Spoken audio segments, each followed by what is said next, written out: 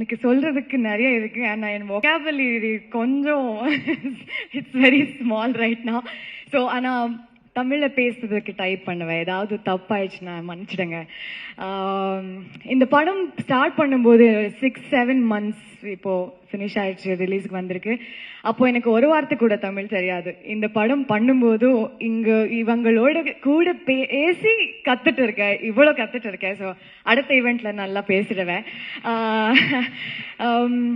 முதல் காதல், முதல் வாங்கின வண்டி, முதல் கிஸ், முதல்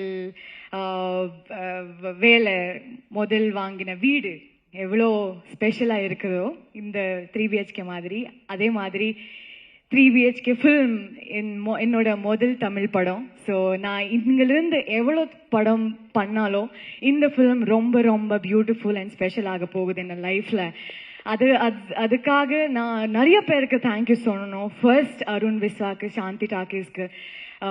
என்னோட கன்னட படம் பார்த்து அதுக்கப்புறம் இந்த படம்க்கு நான் சூட் அப்படி நினச்சி I think Shri Ganesh and Arun call me and gave this opportunity. And Shri Ganesh throughout the journey our